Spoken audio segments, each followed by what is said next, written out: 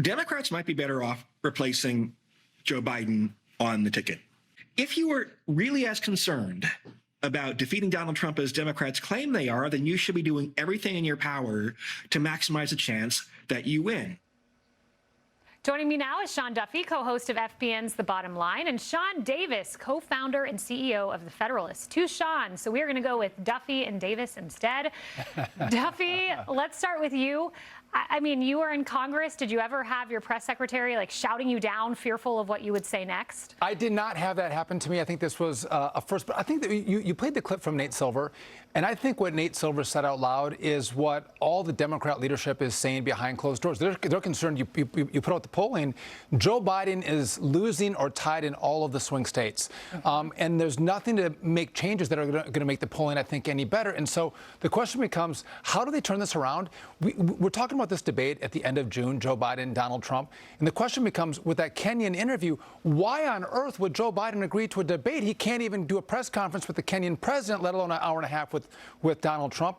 I think what's happening is Joe Biden thinks that he needs to solidify his base by having a good performance. It's risky, but I think that's what he's trying to do. Otherwise, it makes no sense. I think you're right. And while Joe Biden's trying to solidify his base, you have Donald Trump reaching out to all these different constituencies. It's not just the Bronx. He's going to be at the Libertarian Convention this weekend. And then listen to him. This is News 12's Tara Rosenblum. She asked him about Nikki Haley. Think about the suburban women, the independent voter. Here's what he had to say about if she could be in the next administration. Is there room for her on your team, or better yet, your ticket?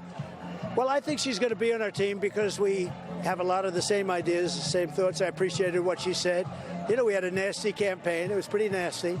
But she's a very capable person, and I'm sure she's going to be on our team in some form.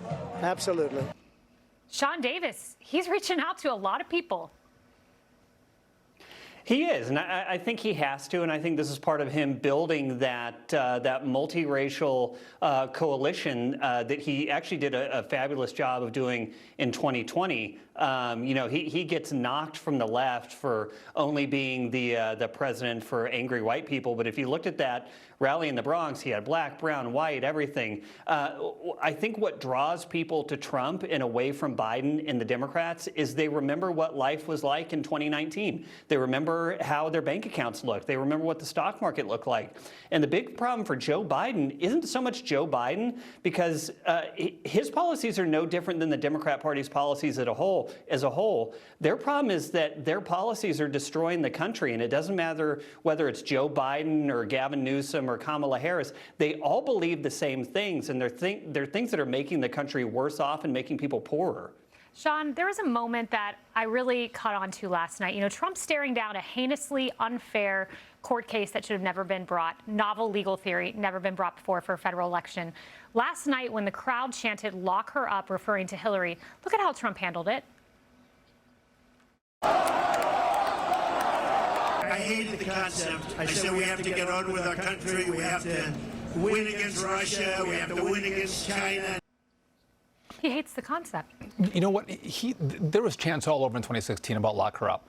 And now it's not about what the chants were. It's what did Donald Trump do once he was elected, which was nothing.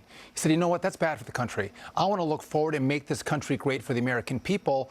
And I think he was right to pivot to issues that matter to every single American. What's interesting about Donald Trump is he's not bound by Republican ideology or Democrat ideology.